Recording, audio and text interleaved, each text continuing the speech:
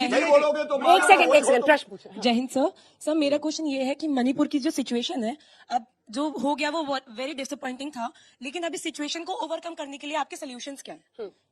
तो मेरा क्वेश्चन ये है कि जैसे कि बीजेपी की सरकार वहां पर है और बीजेपी की सरकार केंद्र में भी है, तो फिर इतना समय क्यों लग रहा है वहां की सरकार को एक सॉल्यूशन निकालने में? मैम मेरा क्वेश्चन ये है कि जो कांड हुआ था वो पुलिस कर्मी के मतलब अंडर में हुआ था, तो उस पर किसी का दबाव था? पुलिस वालों। ठीक, पूछे और किसको पूछना? आप पूछे। सर आप ये सब सिर्फ बीजेपी को टारगेट कर रहे हैं। आप खुद बताइए कि जब एक बंदे ने खड़े होकर बोला था वहाँ पे कि हमें दूसरों से पहले अपने आप पे भी शर्म करनी चाहिए कि हमें भी वो करे, आपने उसको पार्टी से ही निकाल दिया। अगर उसने सच बोला तो उसको पार्टी से निकाल दिया, उसको क्यों निकाला? आपको अपने ऊपर भी तो देखना चाहिए ना। राजेंद्र गुड़ा पे पूछ रही हैं। उसको पार्टी से ही निकाल मंत्री थे जब विधानसभा में उन्होंने महिलाओं की सुरक्षा का मुद्दा उठाया तो आपने उनको मंत्री पद से हटा दिया। वो भारतीय पहले उनसे जवाब ले लो। मणिपुर से आपकी राज्य में सरकार, केंद्र में आपकी सरकार, फिर इतना वक्त क्यों लग रहा है?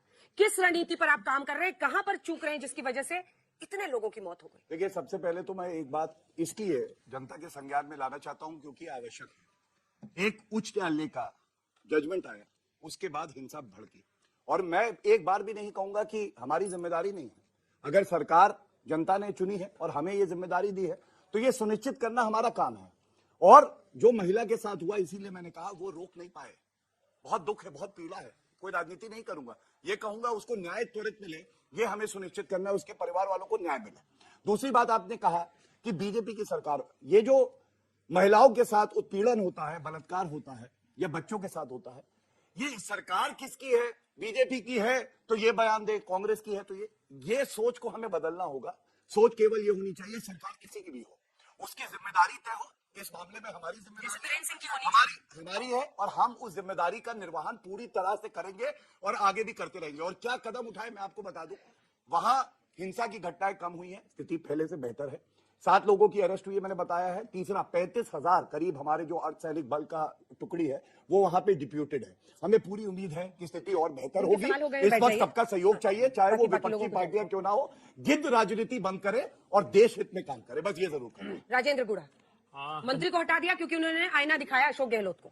दिव्या मदेरना। हाँ, पहली बात, एक क्षण में मैं सिर्फ इनका जवाब दे दूं कि हाथों में तस्वीर, नियत में ऐब रखते हैं, जब भी मुंह खोलते हैं तो जुबान में फरेब रखते हैं। हमने एक बार भी नहीं कहा हिंदुस्तान में सबसे ज्यादा क्राइम रेट असम में है, क्राइम अगेंस्ट विमेन, उसके बाद हरियाणा में है। 59,000 केसेस हर साल उत्तर प्रदेश में महिला के अपराध के खिलाफ होते हैं। खैर, राज्य सरकारों का दायित्व, और बलात्कार के सबसे ज्यादा मामले राजस्थान में। नहीं, सुनिए, वहां इसलिए है कि अपराध, अशोक गहलोत जी की सरकार ने कहा कि न्याय होना चाहिए, दर्ज होना चाहिए ज्यादा से ज्यादा। कई राज्यों में अपराध की घटनाएं दर्ज नहीं की जाती। एक गुड़ा जी का जहां तक प्रश्न है, तो मेरे पास वीडियो है, आप चाहे तो बताएं, सारे चैनलों ने चलाया। कुछ दिन पहले कह रहे थे कि अमित शाह 50 करोड़ लेकर मेरे पास आए, कह रहे थे हेलीकॉप्टर से नीचे नहीं उतरने दूंगा। उनके क्रेडेंशियल नहीं है, वो भारतीय जनता पार्टी के हाथ में। कह रहे हैं जहां तक महिला अपराध का प्रश्न है तो वहां संवेदनशीलता से सारे राज्य सरकारों का दायित्व है और उसका निराकरण। 2-3 छोटे-छोटे सवाल जल्दी से पूछिए।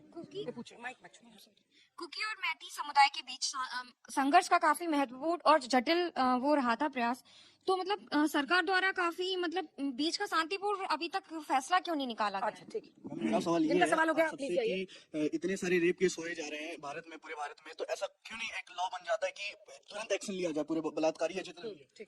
तो मेरा क्वेश्चन है कि यहाँ पर ऑडियंस के रूप में आता है स्टूडेंट है, तो एजुकेशन पर 18% टैक्स क्यों? जय हिंद सर। मेरा क्वेश्चन है कि आपने कहा भी कि लड़कों को मतलब गलती हो जाती है। नहीं, ऐसा कहा नहीं उन्होंने, मुलायम सिंह यादव जी ने कहा था। मैम मैं वही कह रही हूँ, आपने कहा कि लड़कों से गलती हो जाती है, इस तरह तो आप लड़कों को बढ़ावा दे रहे हैं, आगे और भी ऐसे करेंगे अगर आप इस तरह से बोलोगे तो। मैम यहाँ जिनके सवाल हो गए प्लीज बैठ जाइए। हाँ। मैम यहाँ पे सारे सर जो है वो बहस कर रहे हैं, बातें कर रहे हैं, पर आए दिन हमारे देश में रोज ना रोज कोई हत्याकांड, कोई ना कोई रेप, कोई ना कोई मणिपुर अपराध रोकने का कोई तरीका नहीं दिखता है। जल्दी। मणिपुर के उस पे तत्काल एक्शन क्यों नहीं लिया गया? मैं इनसे पूछना चाहूंगी भाजपा सरकार से कि स्थानीय सरकार ने वहाँ पे तत्काल एक्शन क्यों नहीं लिया, जिसकी वजह से ये बाद में जब वीडियो आया तब। आप लोग कह रहे हैं कि मोदी जी इस पे चर्चा नहीं कर रहे हैं मणिपुर वाले कांड पर। आप ये बताइए आपकी पार्टी ने क्या एक्शन लिया सिवाय इसको सिर्फ एक पॉलिटिकल इशू बनाने के अलावा? मैम कोई सख्त कानून क्यों नहीं बनाया जाता है? ऐसे मतलब कि रेप्स होते हैं, ऐसी बहुत सारी चीजें होती हैं, तो उनके ऊपर एक सख्त कानून क्यों नहीं बनाया जा रहा कि ये सारी चीजें रोकी जाए? कानून तो बहुत सख्त है, काम करने की मंशा होनी चाहिए। अब आप सब लोग बैठ जाइए। गौरव भाटिया जी आपके साथ शुरू करेंगे, बैठ जाइए। गौरव भाटिया जी आपके साथ शुरू करेंगे। बार बार एक बात त्वरित कार्रवाई, FIR में देरी, एक्शन में देरी, 7 लोग अब जाकर पकड़े गए, वीडियो वायरल हुआ। देखिए, जो भी टिप्पणी मैं करूंगा, क्योंकि मैं एक लॉ ऑफिसर भी हूं, बड़ी जिम्मेदारी से ये कहूंगा, ये मामला जो है ये लंबित है सर्वोच्च न्यायालय में, इसलिए जो सब जुडिस मैटर होते हैं उस पर जनरली टिप्पणी नहीं करी जाती है। हाँ। मैं फिर भी इतना जरूर कहूंगा, यहाँ पे एक भाव सामने आया जिसको हमें समझने की जरूरत है। उन्होंने कहा कि कानून जो है वो सख्त क्यों नहीं किए गए, तो मैं ये बताना चाहूंगा कि अगर किसी बच्ची के साथ दुष्कर्म होता है तो अमेंडमेंट लाने वाली मोदी जी की ही सरकार है कि फांसी की सजा होगी। और यह भी सत्य है, 2012 में निर्भया जो हमारी बहन थी जिसके साथ बलात्कार हुआ, इनकी सरकार थी तब, फांसी जो 4 लोगों को चढ़ाया तब भी मोदी सरकार थी। तीसरी बड़ी बात, आपने बिल्कुल सही कहा, बहुत सी ऐसी त्रुटियां हैं और हमें समझना होगा कि जैसे FIR डिलेड, अरेस्ट क्यों थोड़ा देरी से हुई है, ये सारी चीजें मैं समझता हूं कि अब सर्वोच्च न्यायालय में क्योंकि मामला लंबित है और कार्रवाई हो रही है, ये देखी जाएंगी और ये सुनिश्चित करना बहुत जरूरी है, अति आवश्यक है कि आगे ऐसी एक भी घटना पूरे भारत में कहीं ना हो जहां पे हमारी बहन के साथ इस तरह विश्वास का प्रस्ताव में मणिपुर पर जवाब होगा या वहां भी राजस्थान, पश्चिम बंगाल, अन्य राज्यों की कहानी सुनाई जाएगी? मुझे इसका एक सीधा जवाब मैं दीजिए। आपको ये विश्वास दिलाता हूं कि जवाब भी होगा और ऐसा दमदार जवाब होगा कि जनता का विश्वास भारतीय जनता पार्टी में बढ़ेगा। लेकिन ये सुनिश्चित जरूर कर लीजिएगा, ये जो विपक्ष है ढोंगी, ये नारे ना लगा रहा हो और गायब ना हो संसद से, ये सुनिश्चित कर लीजिएगा। देखिए, बेहद गंभीर मसला है देश के लिए। हम अपेक्षा करते हैं कि अविश्वास प्रस्ताव के दौरान जो प्रधानमंत्री चीन को लाल आंख दिखाने की बात करते थे, सिर्फ इंडिया को, अरे आप देखिए अंदर है, ये गलत बात है, बिल्कुल गलत बात है। ये गलत बात है, सिर्फ इंडिया को लाल, सिर्फ इंडिया को लाल, चीन से आ रहे हैं। इंडिया चीन से घूम के इटली चले जाएंगे, मैं बता रहा हूं। सिर्फ इंडिया को लाल आंख नहीं बाकी दिखाया। सारा घूम बहुत लेते हैं। निराश है ये लोग। थाईलैंड भी जाएंगे अभी। गंभीर मसला इसलिए है, मैं यहाँ के बच्चों को बताता हूँ कि ये जो बात है बिल्कुल ठीक है, महिला के अपराध, बलात्कार, इस पर राज्य सरकारों को काम करना चाहिए। आप जानते हैं 25 मई से जो हमारे विदेश राज्य मंत्री हैं मणिपुर के, वो प्रधानमंत्री से गुहार लगा रहे हैं कि मणिपुर को बचाइए, उनका घर जला दिया गया।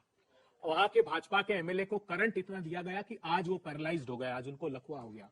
ये मसला उससे भी अधिक गंभीर है। ये मसला इसलिए गंभीर है कि हमारी जो मणिपुर की सीमा है वो म्यांमार और चाइना से लगती है। वो चाइना और म्यांमार से लगती है। देखिए, गौरव जी, ये आदमी बहुत ही निराश आदमी उन्होंने है। बीच में एक बात नहीं बोला। ये देश के गंभीर मसलों पर भी निराशावादी बात करते हैं। हम प्रधानमंत्री से कह रहे हैं, चीन लद्दाख में हमारी 2000 स्क्वायर किलोमीटर की भूमि पर कब्जा कर चुका है, उसका हस्तक्षेप मणिपुर में बढ़ेगा अगर आप एक रहे। आप कर्नाटका के चुनाव में लगे रहे, आपके खुद के राजनीतिक दल के मणिपुर के लोग कहते रहे प्रधानमंत्री जी संज्ञान लीजिए, लेकिन चीन और म्यांमार का हस्तक्षेप वहां बढ़ेगा। इस आग की चिंगारियां मिजोरम और मेघालय तक पहुंची है। प्रधानमंत्री जी, बहुत सामरिक दृष्टिकोण से हमारा नॉर्थ ईस्ट भी बहुत महत्वपूर्ण है। आप सिर्फ राजनीति करना बंद कर दीजिए, सिर्फ इंडिया को से प्रतिशोध ले रहे हैं आप राजनीतिक दल से। हम चाहते हैं सामूहिक रूप से आकर बैठे, यहाँ आपके प्रवक्ता और वहां आप बाहर। हम जानते हैं सदन में हमें अपेक्षा है कि देश जब बेबसी में होता है तो उम्मीद करते हैं कि प्रधानमंत्री जी कुछ बोलेंगे, लेकिन जब वो बोलते हैं तो लगता है कि इतनी निष्ठुरता उनके बोलने में है कि उनका मौन ही उनकी मुखरता से बेहतर था। कभी कभी ये लगने लगता है हमको। तो आप और अब आप इतनी जिद क्यों कर रहे हैं कि उनको सुनना है इस पे?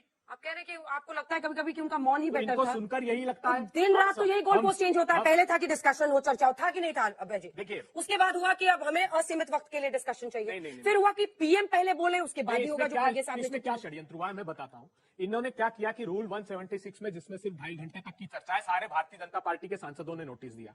वो ये चाहते थे कि इस सीमित समय की चर्चा में भाजपा के सांसद बोल लें और ये चर्चा समाप्त हो जाए। हमने 267 में इसका नोटिस लेकिन दिया था। भागते भागते घिर गए ना वाजपेयी जी। मैं लूंगी आपसे जवाब, घिर गए। अब तो इस मुद्दे पर बहस होगी, असीमित वक्त के लिए होगी और प्रधानमंत्री को भी जवाब देना होगा। तो ये क्या स्ट्रेटेजिकली नो कॉन्फिडेंस मोशन उसका आंसर ये है कि ये सेल्फ गोल है इनका।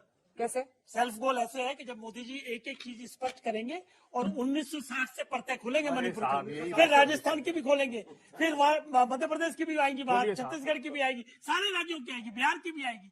तो तभी एक्सपोज करके क्या करेंगे? याद है आपको राहुल गांधी ने क्या कहा था? तो पूछा आ जाएगा, मैं ये समाधान उसके बाद यही क्या हुआ निकालते था? हैं। वो नहीं है इशू। देखिए, हम समस्या का समाधान चाहते हैं, हम पर निशाना जो साधते हैं। सीरियस है वो ये है कि ये हीनियस क्राइम है। हर स्टेट में हीनियस क्राइम ये हो रहा है। सुप्रीम कोर्ट ने निर्भया के बाद गाइडलाइंस बनाई और उसमें बाकायदा गाइडलाइंस में ये आया कि एक निर्भया फंड बनेगा। उस फंड को कई स्टेट राज्यों ने डाइवर्ट कर दिया। उससे हमको